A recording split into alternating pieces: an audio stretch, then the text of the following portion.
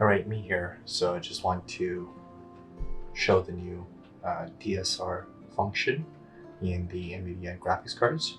And what that does is brings up or brings in new dynamic super resolutions. So we have a 1.78 times your maximum resolution and a 2.25 times your maximum resolution. So in my case, I have a 5120 by 1440 native resolution here, and it's an ultra-wide Samsung monitor. And what I did was I enabled dynamic super resolutions. And yes, again, you can use your 120 Hz or 60 Hz. That's the maximum refresh rate of this monitor. And I'm just using the 60 Hz to display the 10-bit color on the monitor currently. And the way you access this function is going to manage 3D settings.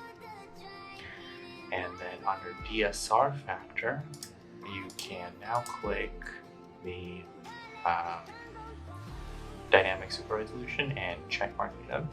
That's going to give you the two new resolutions. And for DSR smoothness, I would suggest using the 33% default. Looks like online that is the best bet so far. Again, thank you so much for listening. I'm just gonna go back to the game to show you the differences. So now we're in Borderlands 3, and we're going to go to visuals, and under resolution, it's going to have a new resolution. You're going to just apply and do that. So I'm just going to show you quickly the normal resolution, which is the 1440p one, and the difference that it makes. So as you can see, I'm not sure if the camera is picking it up, but there's some banding or some jaggies on the letters here. Like that's picking up in the camera. Yeah, so that's one thing I noticed. And as you can see, we are running everything ultra with temporal, and we are running on a 3090. Right, so we're getting 60 frames per second because of that frame rate cap.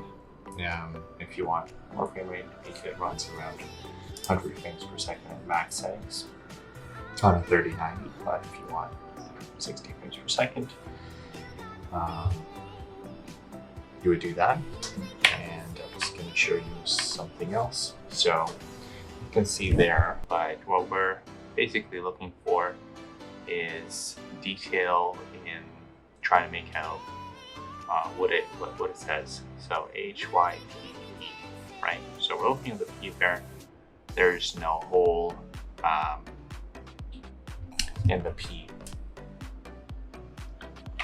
So we're just gonna go back here. We're gonna go to our options, visuals.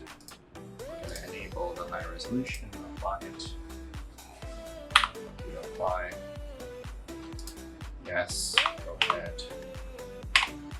And you can see, we just got rid of all of the edges there. And if you look closer on the Hyperion, you can actually start to make out what it says.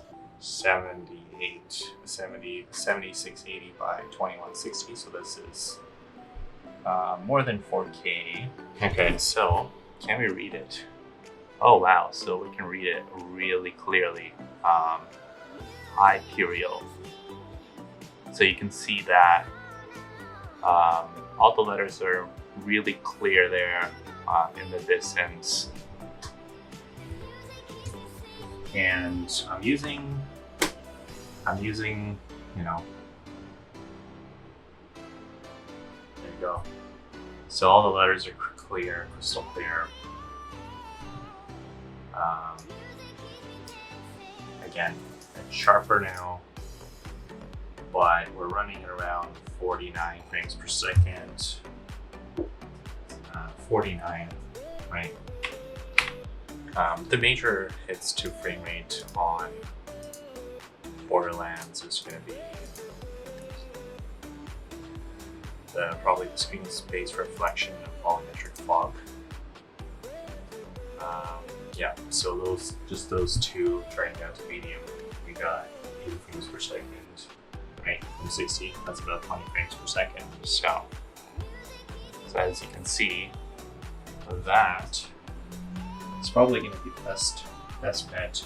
I suggest going ahead and using that function in any game that you can run more than 100 frames per second, 120, 200 frames per second.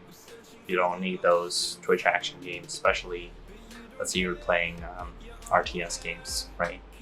So RTS games or CSGO that you can pump out at like 500 frames per second.